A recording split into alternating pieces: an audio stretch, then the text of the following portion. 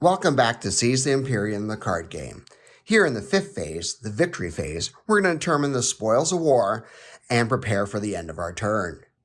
Up first, we're going to do a quick liberation check for any world cards that were conquered by other players and under their control. They'll return to your empire at this point if one of two things have happened: that all their fleets or troops, or all fleets and troops were eliminated, not including orbitals and installations. Those are not enough to hold on to it at this point.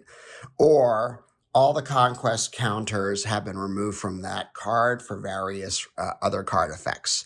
If either of those statements are true, then the world card will come back to your control at this point. We don't have any in this example, so we're going to move on to Part B. In Part B, the most important part of the victory phase is the victory conditions check. Here we're going to see if we're at 20 victory points and with enough to instantly win the game. You're going to add up the cost of all the world cards currently under your control, including conquests from other players.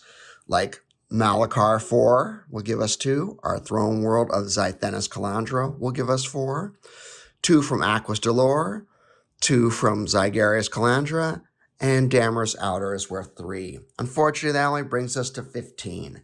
Not enough to win the game. Even if we had reached 17 from taking Uranus instead last turn, we would still not be at the 20 required to win the game.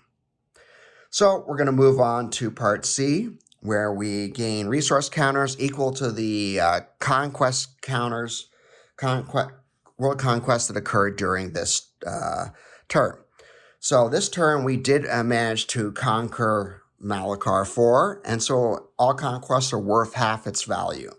So the card is 4 value, so that will get us 2 resource counters.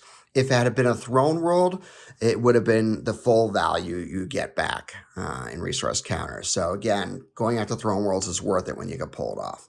So we'll add the 2 to the 3 we already have, bringing us up to 5.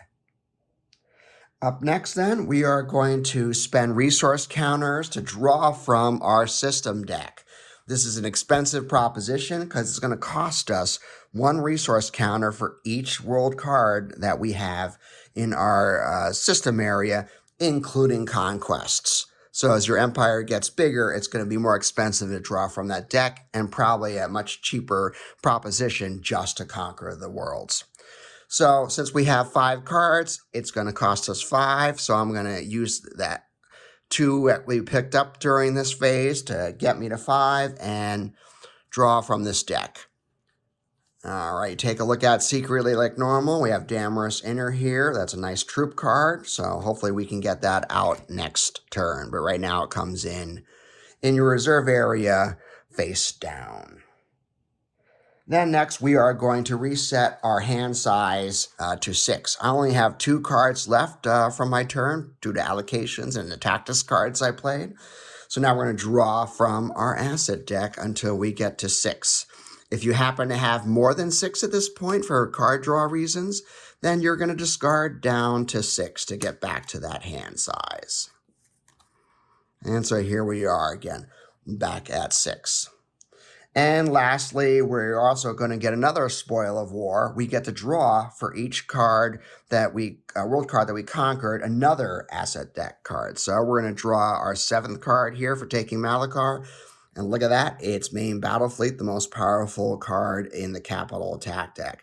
Definitely worth the conquest to get that additional card this turn instead of waiting until next. All right, and so that gets our hand size stuff taken care of, and that is the end of the victory phase. If you do happen to be the regent, then at this point you will take a 6th bonus phase, the regent's phase. During the regent's phase, you'll first check to see if you still are regent. You lose this title if you've run through your entire asset deck at this point, or you have lost your throne world to another player, and then you would lose the regent title and the regent phase would end instantly. If not, then you get the ability to assign penalties to disputed characters and world cards. If the characters are disputed, then you can eliminate all of them but 1 copy. And if it's disputed world cards, you can assign a 1 resource counter penalty instantly to all of them except 1 card. And this doesn't matter if you even are disputing these cards with any of the players. It could be just between two other players. So a great way to leverage some additional politics when assigning those penalties. And after that, the Regent's phase is done, and then you are truly done with your turn for Seize the Imperium, the card game.